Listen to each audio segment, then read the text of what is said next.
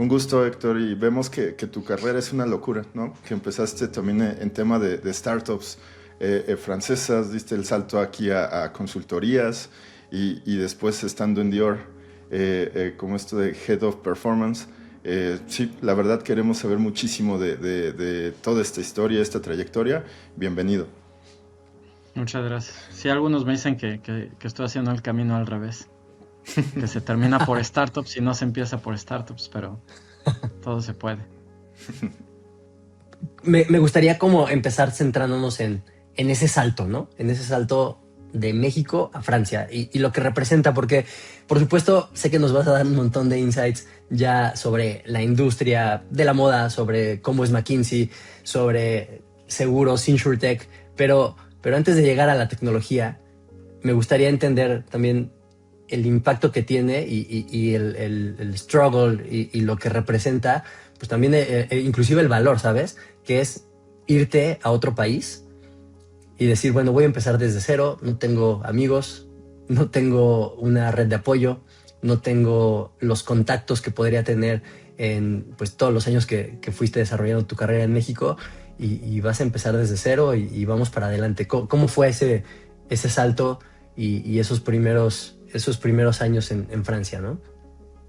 Sí, en eso yo creo que llego acá a París de una forma peculiar en términos de la mayoría de la gente que he visto que llega, que es por mi esposa, ¿no? O sea, ella fue la que realmente consiguió la opción de emigrar por su trabajo y en su momento hablamos y los dos siempre tuvimos el objetivo de trabajar internacional, de salir y en este caso fue ella con la dicha de encontrar la oportunidad y yo seguirla y realmente nunca fue de meditarlo tanto a pesar de ya con más tiempo digerirlo y decir si fue una locura de irse a Francia, a otro país, sin trabajo, sin amigos, sin conocer el idioma y a la suerte. Entonces por ahí empieza y la única gran ventaja o suerte que tuve pues fue que no llegamos, que no llegué solo, ¿no? Completamente solo, llegaba con mi pareja y que hoy en día sabemos que eso hizo una diferencia bestial y mucho más fácil el proceso comparado con gente que vemos que ha inmigrado y llega solo, ¿no? Y que tiene un proceso de adaptación diferente, no diría más fuerte, pero diferente.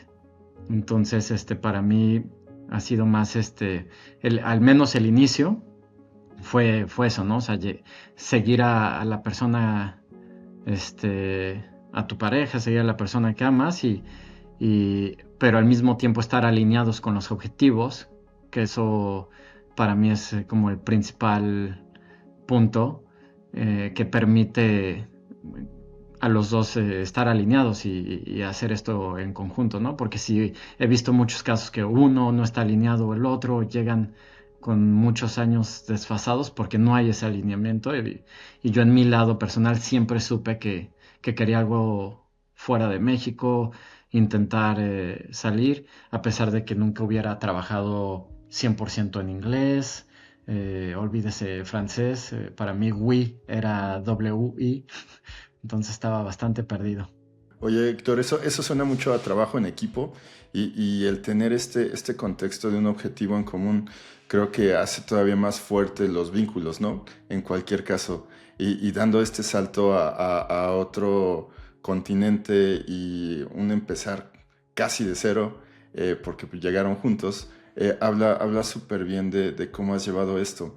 Hablando de inicios, vimos que empezaste por allá en lobbies que fuiste creo que la persona número 3 de este startup y te saliste cuando había ya más o menos como 120 personas.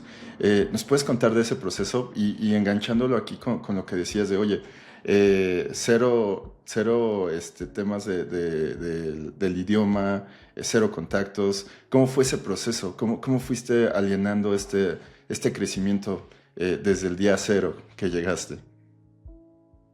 Yo creo que parte clave que dijiste es este trabajo en equipo porque sin ese trabajo en equipo, pues también las oportunidades como esta no hubieran llegado, porque la realidad Lobbies fue una de las startups que mi esposa en su trabajo ella aceleró. O sea, fue una de las startups seleccionadas por ella en Techstars, y yo dentro de los eventos sociales, que era de los muy pocos momentos en ese entonces que teníamos para socializar, para empezar a conocer gente, hacer amigos, y sabiendo que era un contexto más internacional y no francés, ya que el francés era inexistente en ese momento, entonces todo en inglés.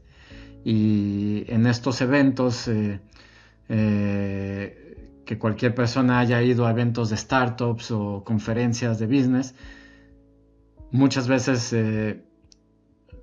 no le damos la importancia o el valor al network que puedes crear, pero para mí de ahí salió 2 o 3 clientes de estar yendo a estos eventos, de platicar, porque en un inicio fueron clientes, incluso lobbies, como les platicaba, fue empezando con un sueldo de 300 euros al mes, que es nada, y un espacio en oficina, y era más como un acuerdo que cualquier otra cosa, y apoyarles en lo que pudiera en ese inicio, en lobbies, hasta evolucionar y ser el head of Digital Marketing y tener 5 o 6 personas a cargo y de todos los canales de adquisición. Ok. Oye, y en tema de confianza, culturalmente hablando, porque también entendemos que es un choque cultural, porque es bien diferente trabajar en Latinoamérica y llegar a Europa y tienen usos y costumbres completamente diferentes en todos los ámbitos. ¿Cómo te fue con eso? ¿Qué fue lo que más sentiste que dijiste, Dios, esto sí es muy diferente? Es un punto importante y me recuerda de algo, no diría chistoso, o sea, hoy se recuerda como chistoso, pero te impacta y te das cuenta que dependes también de la gente que conoces y con la que trabajas, porque Lobbies, a pesar de ser una startup fundada en Francia y tener los headquarters en Francia y todo, el fundador es portugués y la mayoría de los equipos son portugueses. Y en ese entonces yo no sabía, pero hay esta creencia a veces que el portugués, de cierta forma parecido al mexicano en Estados Unidos, donde agarra trabajos pues más técnicos o con menos mérito, y fue parte esencial esa unión cultural que se tenía, que no era tan lógica entre Portugal y México, porque en ciertos momentos incluso se le cuestionaba al fundador por qué tener a un mexicano sin maestría, sin empresas de renombre en una posición que era importante de controlando la adquisición de usuarios. Entonces, justamente, como dices, esos choques culturales son importantes y no te das cuenta qué tanto pueden o no afectar en la confianza de la gente hacia uno mismo. Justo en esta misma línea de pensamiento sobre el choque cultural, ¿cómo fue para ti el choque cultural para entender el mercado?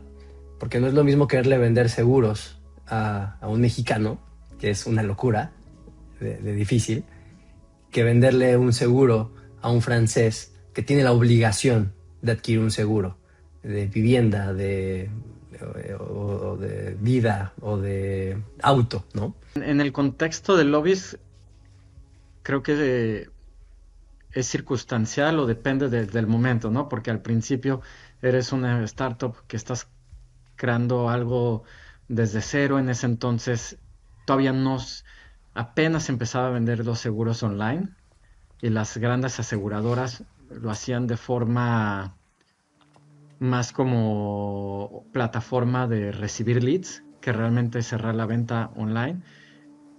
Y en términos de diferencia de lo que preguntabas entre México y Francia, algo que te ayudaba mucho es que aquí hay varios seguros que son obligatorios y que la penetración del mercado es muy alta, ¿no? O sea, el seguro de casa, el seguro de coche, la gente aquí anda por el 90%, cuando en México, si recuerdo datos bien, en ese entonces eran como 30 y tantos por ciento, si no es que más bajo, en el caso de auto, en el caso de casa, pues ni se hable, ¿no? Pero eso ayudaba mucho y más bien fue entender cómo crear una plataforma que fuera fácil de entender al cliente francés y evitar las letras pequeñas, mucho UX, mucho transparencia. Y la pelea más bien fue cómo competir en los canales de adquisición contra grupos como Allianz, AXA, gigantes que sabes que tienen el dinero infinito para poder continuar o escalar sus mercados.